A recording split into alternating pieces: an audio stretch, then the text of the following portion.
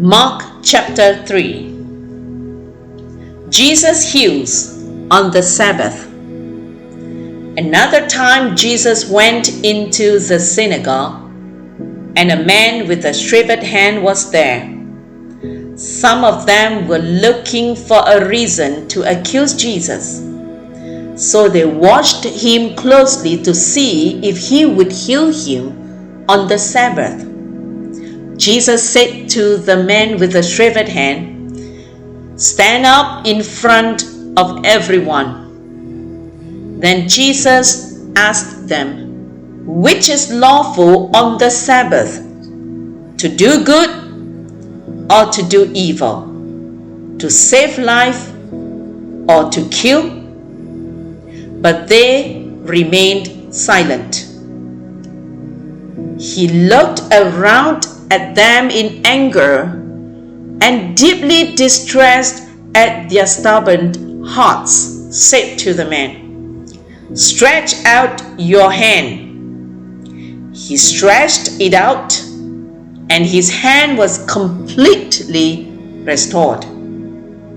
Then the Pharisees went out and began to plot with the Herodians how they might kill Jesus. Crowds followed Jesus. Jesus withdrew with his disciples to the lake, and a large crowd from Galilee followed. When they heard about all he was doing, many people came to him from Judea, Jerusalem, Idumea, and the regions across the Jordan and around Tyre and Sidon. Because of the crowd, he told his disciples to have a small boat ready for him, to keep the people from crowding him. For he had healed many, so that those with diseases were pushing forward to touch him. Whenever the impure spirits saw him, they fell down before him and cried out, "You are the Son of God."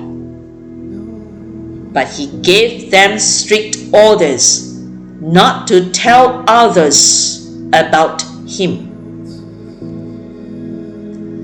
Jesus appoints the 12. Jesus went up on the mountainside and called to him those he wanted, and they came to him. He appointed 12 that they might be with him, and that he might send them out to preach and to have authority to drive out demons. These are the 12 he appointed: Simon, to whom he gave the name Peter; James, son of Zebedee, and his brother John.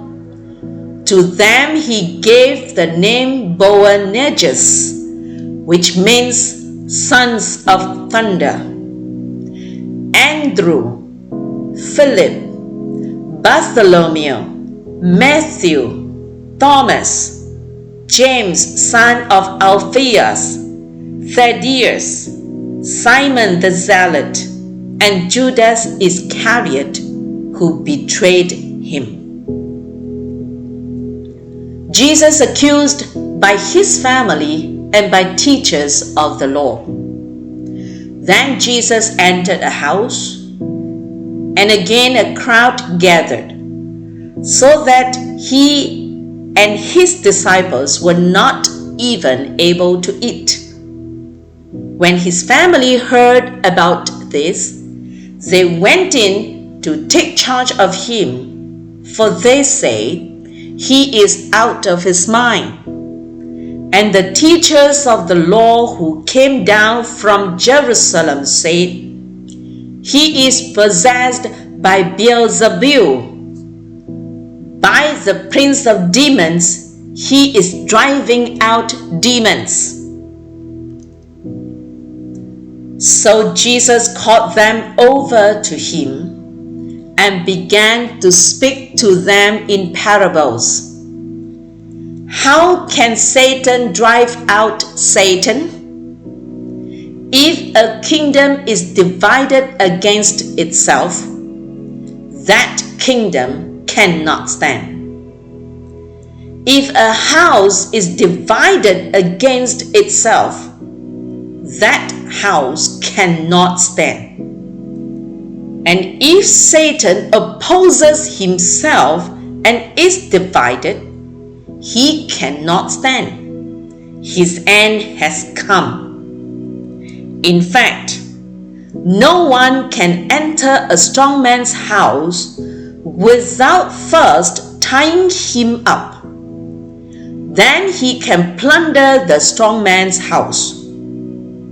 Truly I tell you, people can be forgiven all their sins and every slander they uttered, but whoever blasphemes against the Holy Spirit will never be forgiven.